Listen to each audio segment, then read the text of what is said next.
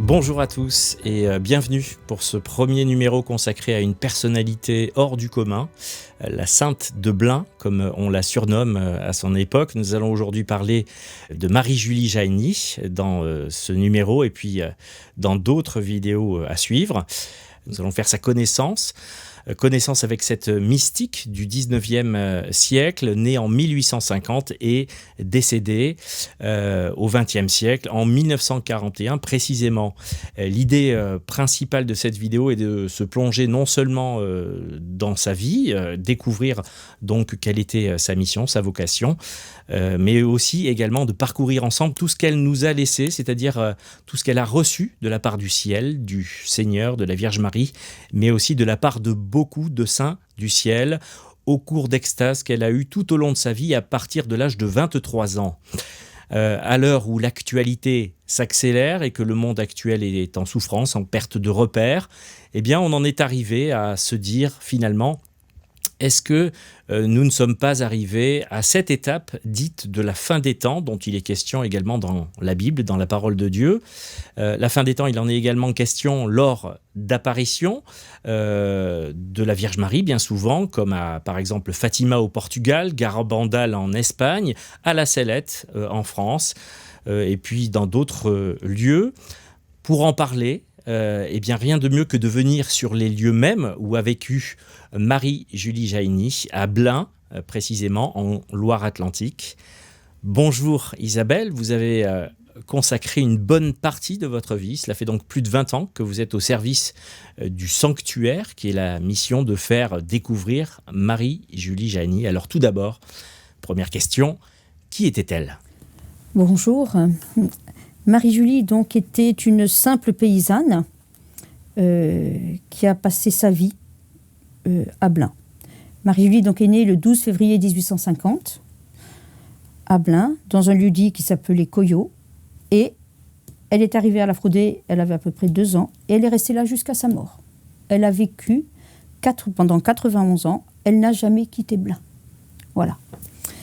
Donc Marie-Julie est née donc dans un monde agricole. Ses parents étaient de simples agriculteurs. Leur maison, c'était la maison la plus pauvre du village. La plus pauvre du village. Hein. Et Marie-Julie était l'aînée de 5 enfants.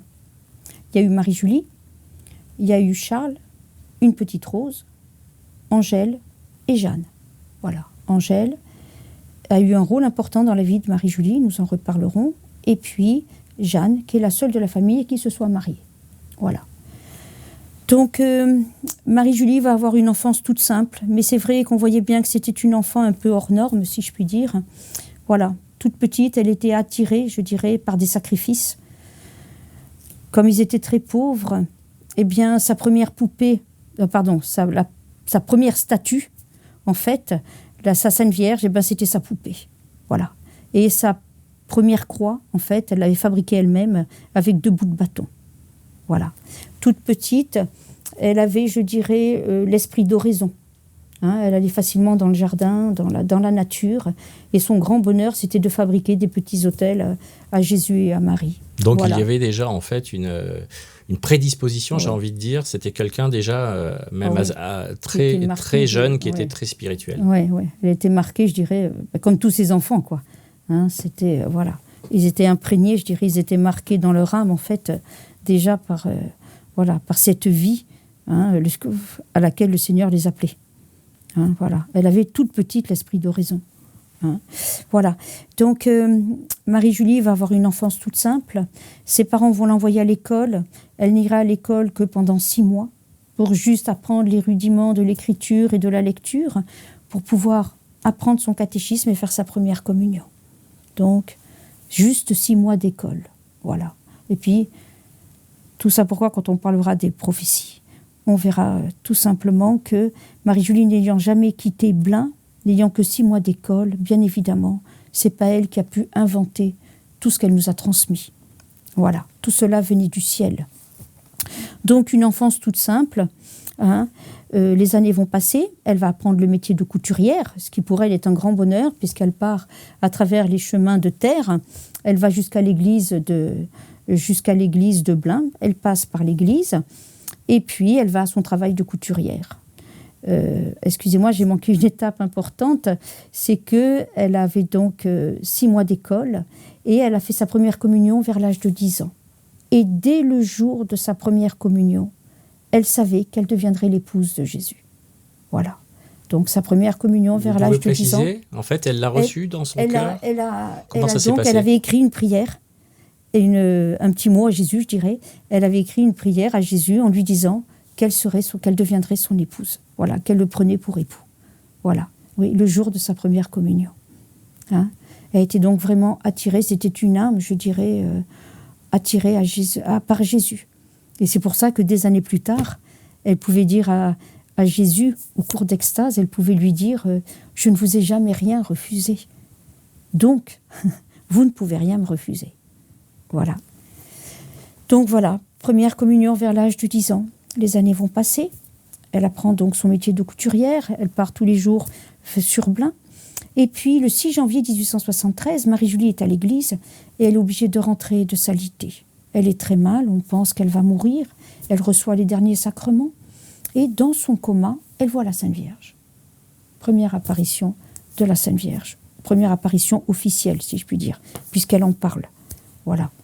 Donc, elle voit Notre-Dame. Et Notre-Dame ne dit rien la première fois qu'elle vient la voir. Notre-Dame, alors quand Marie-Julie revient à elle, elle dit à sa maman « Ne pleurez pas, j'ai vu la Sainte Vierge. » Quelque temps après, la Sainte Vierge revient et elle lui dit « Ne t'inquiète pas, je sais que tu as beaucoup souffert, mais tu guériras le 2 mai prochain. » Voilà. Et donc ça c'est très important, parce que là, on peut dire que Marie-Julie commence à prophétiser sa vie. Hein, parce que le ciel commence à lui donner des dates très précises. Par rapport à sa vie, on a des dates très précises, alors que par rapport aux prophéties en tant que telles, dans la mesure où le Seigneur nous demande de vivre de foi, nous n'avons jamais de date.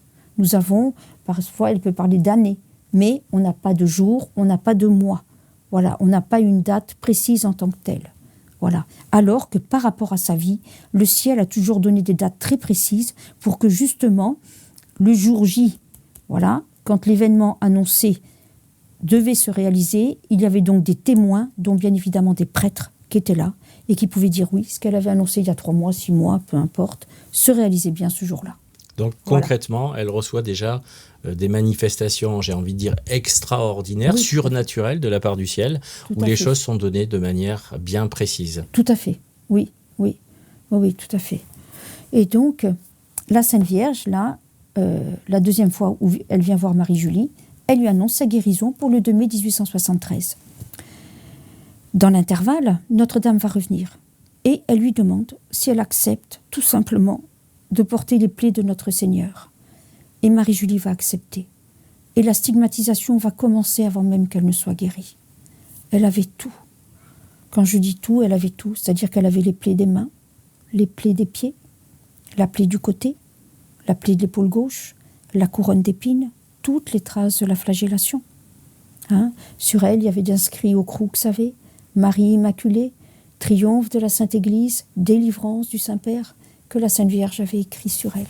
Voilà. C'est important de dire ça, qu'elle avait reçu donc les stigmates en fait, et toutes les stigmates, oui, parce que effectivement ça vient authentifier, j'ai envie de dire, oui, sa mission, sa vocation à être témoin du ciel, témoin de Jésus, de la Vierge Marie, qui viennent effectivement la rencontrer, lui parler, se révéler en extase, et on y reviendra, vous nous donnerez aussi, on parlera de prophétie et d'extase, mais voilà, c'est bien aussi, entre guillemets, qu'on puisse s'appuyer aussi sur ces stigmates, sur ces manifestations, sur son corps, en fait, qui viennent authentifier. Oui, bien sûr. Oui. Et ça préfigure, je dirais, d'une certaine façon, sa mission, quoi.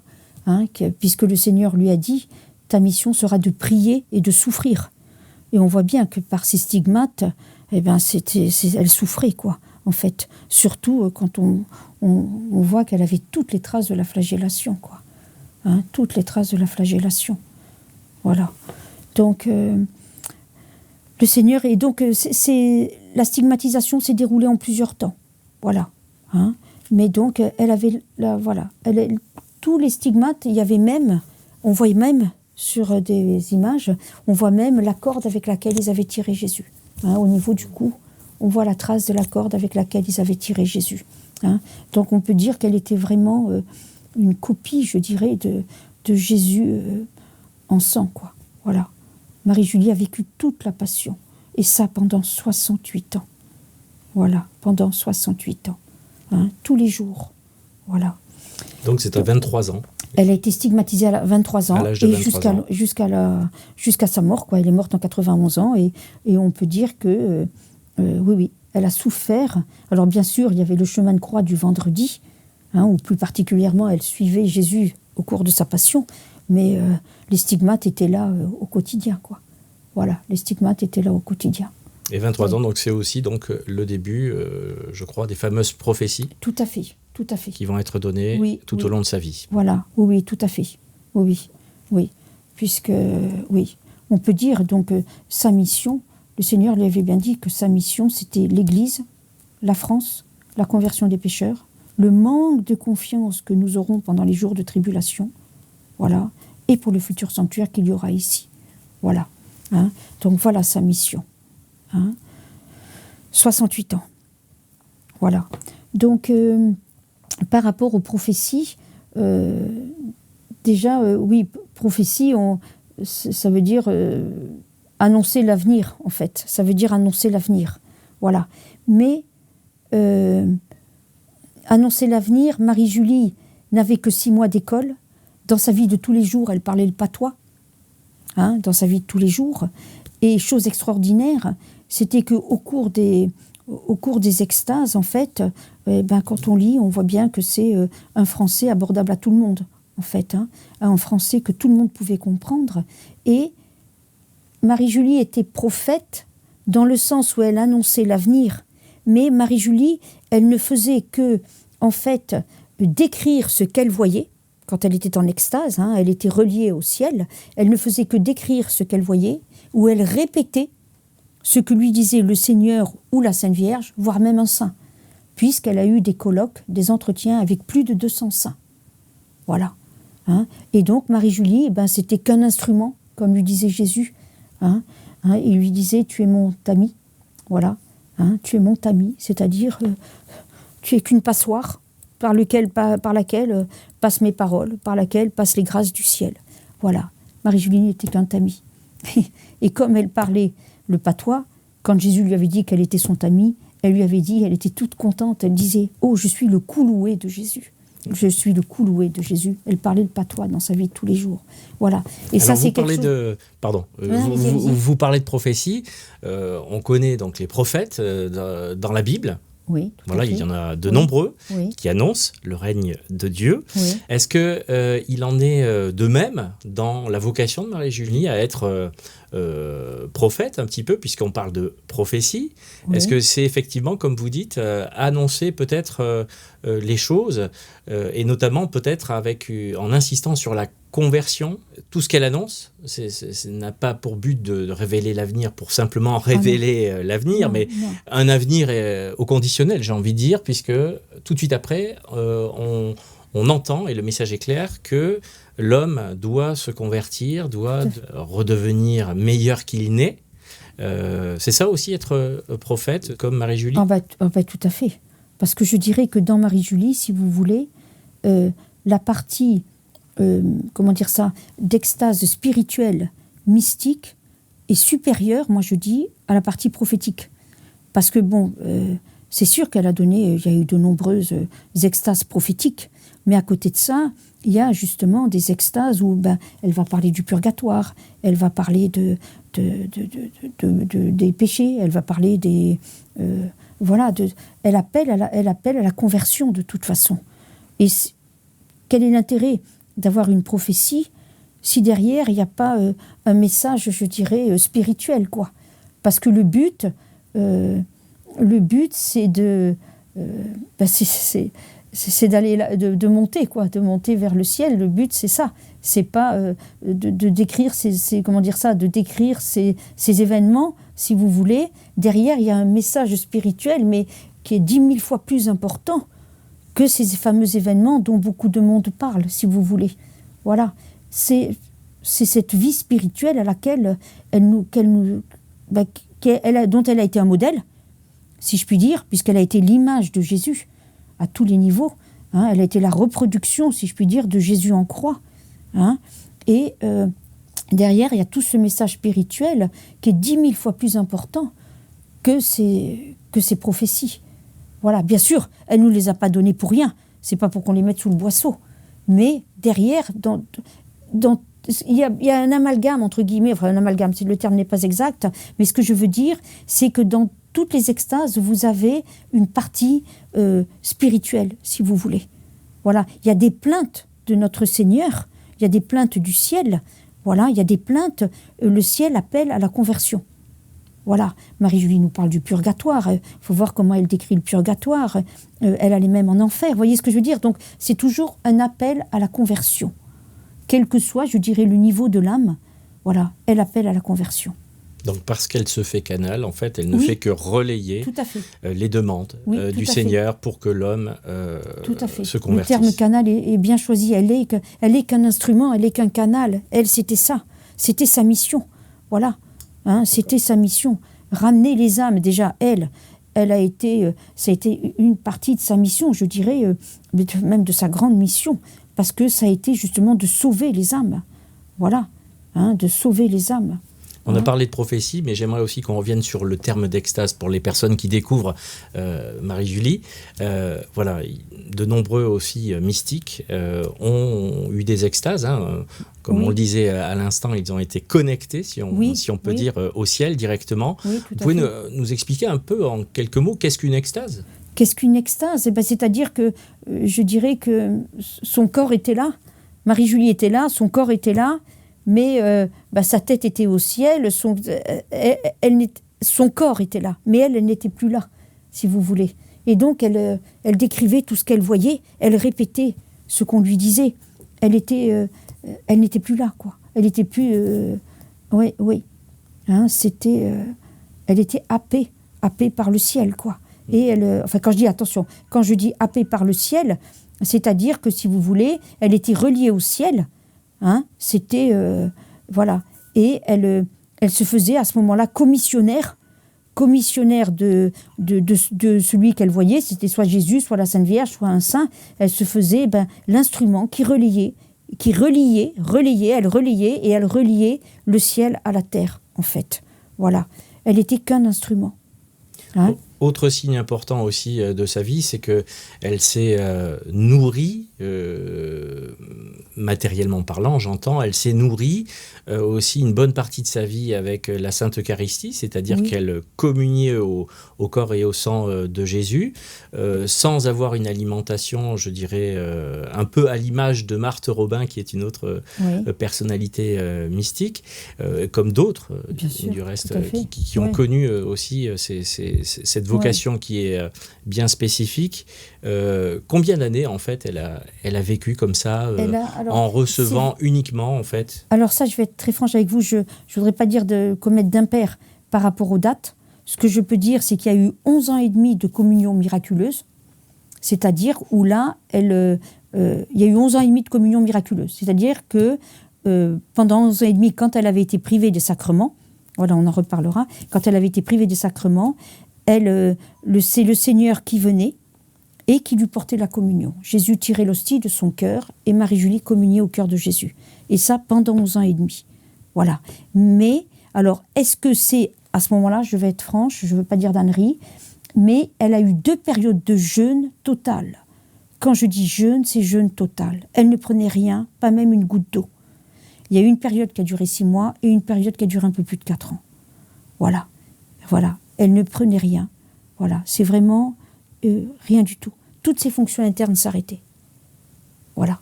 Et c'est comme ça d'ailleurs que le médecin qui s'occupait d'elle, il disait c'est pas la peine de m'appeler, c'est un miracle permanent, quoi. Parce que elle n'avait rien du tout pendant 6 mois, une période de 6 mois et une période qui a duré un peu plus de 4 ans. On parlait des stigmates aussi tout à l'heure qui authentifiaient un petit peu cette vocation spirituelle donnée à Marie-Julie. Le fait d'avoir un jeûne total pendant des années, ça vient aussi conforter sur ces manifestations surnaturelles données aussi dans cette vocation par le Seigneur. Ah oui, tout à fait. Parce qu'en fait, le Seigneur, il faut savoir que toute sa vie, si je puis dire, le Seigneur ne lui a jamais rien imposé. Jamais. Le Seigneur lui demandait toujours son accord. Toujours. Avant de lui envoyer telle souffrance ou telle souffrance. Et donc là, elle a toujours fait ça par obéissance, si vous voulez, et par amour pour Jésus. Voilà. Et donc, le Seigneur ne lui a jamais rien imposé. Jamais. Toujours Jésus lui demandait avant. Et donc, toutes ces périodes de jeûne, ces longues périodes de jeûne, si je puis dire, ça a été le Seigneur qui lui a demandé pour telle ou telle raison, en fait, et Marie-Julie a toujours accepté. Voilà. Mais c'était, tout était fait en accord, je dirais, dans la volonté divine, quoi. Voilà. Hein? C'était Marie-Julie et Jésus, c'est comme une histoire d'amour, si je puis dire. C'était un cœur à cœur perpétuel et total, quoi. Voilà. Elle avait tout donné au ciel, elle avait tout donné à Jésus. Voilà. Hein, c'était un cœur à cœur permanent. J'aimerais qu'on revienne un petit peu sur ce que vous avez dit, que vous avez commencé à aborder, le fait qu'elle soit privée de sacrements. On sait aussi que bien souvent, les mystiques, comme ça, les personnes qui reçoivent cette vocation de pouvoir être canal du Seigneur, je pense notamment à Bernadette Soubirous, qui a vu donc les apparitions de la Vierge Marie à Lourdes et qui est allée trouver son évêque et en lui disant je ne suis pas chargé de vous convaincre mais de vous le dire en fait. C'est-à-dire qu'on peut dire que là aussi, que ça soit Bernadette Soubirous ou Marie-Julie Jaïny, en fait, dès qu'elles ont rapporté le message dont elles devaient se faire porteuses, en fait, elles n'ont pas tout de suite été accueillies, encouragées. En fait, je dirais que c'est là que les soucis ont commencé, entre guillemets, parce que l'Église devait authentifier cela et cela n'a pas été simple. Donc du coup, c'est pour cela qu'elle a été privée de sacrement. Oui, pendant 11 ans et demi. C'est-à-dire qu'en fait, je dirais qu'au départ, elle avait, comment dire, pour elle, grâce à Dieu, au départ, elle avait, à Nantes, il y avait Monseigneur Fournier. Donc au départ, Monseigneur Fournier, qui avait entendu parler d'elle, qui était tenu au courant régulièrement de tout ce qui se passait à la Fraudée par l'abbé David, qui était son confesseur au départ, et puis qui deviendra, à la demande du ciel, qui deviendra son directeur spirituel, et qui plus est, qui deviendra la première victime de l'œuvre. Parce qu'il y a quand même quelque chose d'important à dire, c'est que du vivant de Marie-Julie, il y a 14 prêtres qui se sont offerts en victime pour qu'elle puisse continuer quand même sa mission jusqu'au bout. Victimes, c'est-à-dire qu'ils se sont offerts eux-mêmes en victime, si vous voulez, qui ont dû prendre sur eux une partie. Ils ont récolté un peu les foudres de ces souffrances. Ils se sont offerts en victime de par les souffrances que le Seigneur allait envoyer pour décharger un petit peu Marie-Julie, si je puis dire, voilà, et lui permettre d'accomplir sa mission jusqu'au bout. Et il y a donc eu 14 prêtres victimes. Et la première victime de l'œuvre a été l'abbé David. Et la deuxième victime de l'œuvre a été Monseigneur Fournier, qui donc était là quand Marie-Julie a été stigmatisée.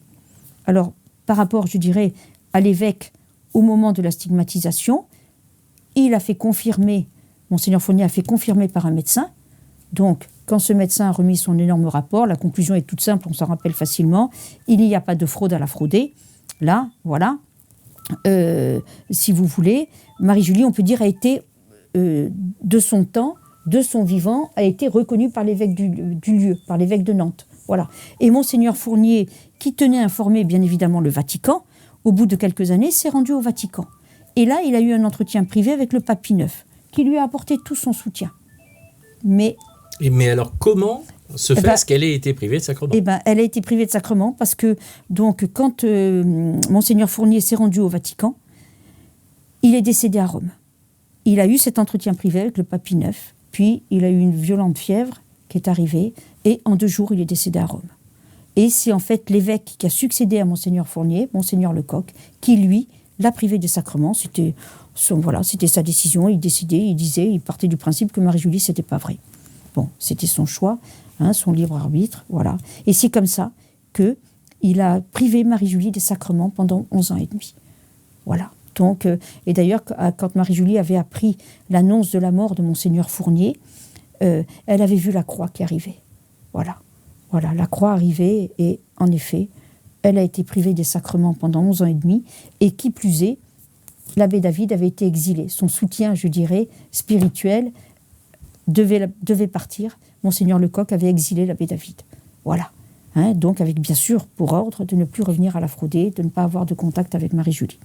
Voilà. Nous allons bientôt devoir conclure ce petit entretien avant de nous retrouver, bien sûr, dans un deuxième numéro. Si on devait peut-être résumer rapidement, en fait, donc Marie-Julie donc s'est fait canal à la demande du ciel. Elle a transmis donc des messages. Oui. Voilà, ces messages, en fait, on y reviendra plus précisément, mais ces messages, des fois, sont des messages qui font froid dans le dos, qui suscitent un peu l'émotion. Oui. Vous pouvez nous en dire 2 mots, en fait, puisque ces messages, finalement, n'appellent qu'à la conversion. On l'a déjà dit. Ces messages n'appellent qu'à la conversion, ça c'est sûr. Et Marie-Julie, d'ailleurs, puisque sa mission, c'était quand même l'Église, la France, la conversion des pécheurs. C'était une partie de sa mission. Et donc, Marie-Julie a tout donné, a tout offert, je dirais. Toute sa vie, ça a été ça. Souffrance pour ramener les âmes. Parce qu'elle disait, d'ailleurs, à des amis, au cours comme ça d'une discussion, elle leur avait dit, mais vous savez, viendra un temps où on n'aura plus la conscience du péché. Voyez ? Et donc, Marie-Julie a été vraiment, je dirais, comment dire ça, a été plus qu'une âme expiatrice, quoi. Parce qu'elle a vraiment tout donné. Toute sa vie, tout son sang, elle avait, excusez-moi, mais à la fin de sa vie, elle avait plus que la peau et les os, quoi. Vous voyez, elle avait vraiment tout donné à Jésus, quoi, pour sauver les âmes. Et pour nous sauver. Faut pas rêver, parce que quand je dis pour nous sauver, c'est que grâce à sa vie de souffrance, d'âme expiatrice, en fait, grâce à elle, entre autres, ces fameux événements dont elle parle, tous ces événements qu'elle décrit, seront raccourcis, puisque ces événements qui auraient dû durer 3 ans et demi, seront ramenés au quart du temps. Et c'est vrai que on ne remerciera jamais assez Marie-Julie. Jamais assez. Enfin, quand je dis Marie-Julie, bien sûr, il y a bien sûr d'autres âmes.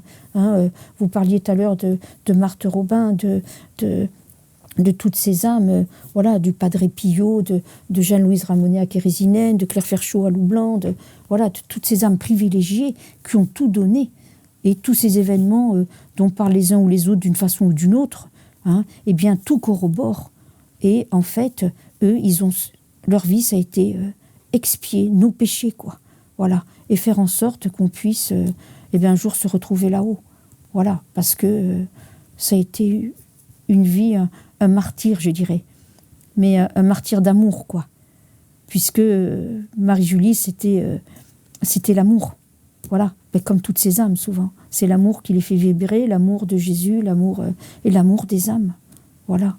Et donc, elle aurait tout donné, puisqu'elle disait même plutôt souffrir que mourir. Plutôt souffrir que mourir. Voilà. Elle était prête à toujours rester pour pouvoir offrir encore plus à Jésus, quoi. 68 ans d'extase. 68 ans. Nous aurons l'occasion d'y revenir, bien évidemment, pour terminer donc sur une note positive.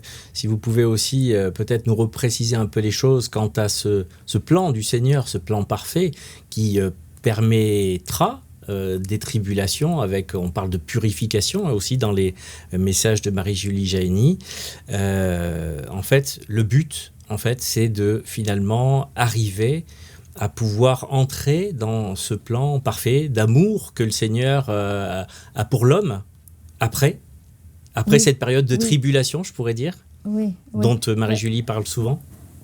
C'est-à-dire que par rapport aux événements eux-mêmes, quoi, qu'elle annonce. Oui, qu'il y aura aussi après une période de paix. Voilà. En fait, les tribulations ne s'arrêtent pas aux tribulations. Non, surtout pas. Non, surtout pas. Non. Il est vrai que quand on voit l'état du monde, bon alors bien sûr on est en France, elle a souffert plus particulièrement pour la France, mais le monde entier est concerné. Voilà. Hein. Et en plus, juste un petit aparté, hein, quand on voit la loi qui a été votée il y a 2 jours sur l'avortement, et donc à ce propos, elle disait... comment elle disait ? Donc ça, c'était une extase du 14 juillet 1881, quand elle disait « Ô France, pour toi j'ai tant de fois pleuré et intercédé. Je ne te demande qu'un seul acte de charité. Épargne au berceau l'innocence, laisse la vie aux anges de la terre, afin qu'ils puissent attirer sur toi le commencement de la miséricorde. » Vous voyez, donc ça, bien sûr, ça fait référence à la loi qui a été votée, qui est passée il y a 2 jours. Voilà. Hein. Et donc, je dirais que quand on voit honnêtement l'état du monde, bien sûr l'état de la France, mais l'état du monde en général, on ne voit pas comment, sans une intervention divine, on peut s'en sortir. Et puis, de toute façon, le bon Dieu étant justice et amour, le bon Dieu ne peut pas laisser faire impunément, sinon il ne serait plus juste. Voilà. Donc, par miséricorde, le bon Dieu va nous envoyer ces événements. Voilà. Pour nous permettre de nous amender, de demander pardon et de continuer. Voilà. Mais il faut... Alors, bien sûr, si c'est sûr que ça va pas être une partie de plaisir, mais déjà, il faut se mettre dans la tête que ces événements qui auraient dû durer 3 ans, 3 ans et demi, vont être ramenés grâce aussi à des âmes privilégiées au quart du temps. Donc, ça veut dire 9 mois, 1 an. Voilà, mais qu'après, ce sera le règne de l'amour. Même nous, on n'a pas connu le règne de l'amour. On ne sait pas ce que c'est, le règne de l'amour. Ce sera quelque chose de merveilleux. Voilà, ce sera un avant-goût du ciel. Voilà, le règne de l'amour. Voilà, ça veut tout dire. Voilà des paroles pleines d'espoir. Voilà. Merci. Ah ben oui, c'est trop important. Quoi. Il ne faut pas se limiter à ça. Derrière, ce sera merveilleux, quoi. Merci beaucoup Isabelle, on se retrouve oui. très vite. Merci donc à chacun de nous avoir suivis. À très bientôt et d'ici là, soyez bénis. Merci beaucoup. Merci, au revoir.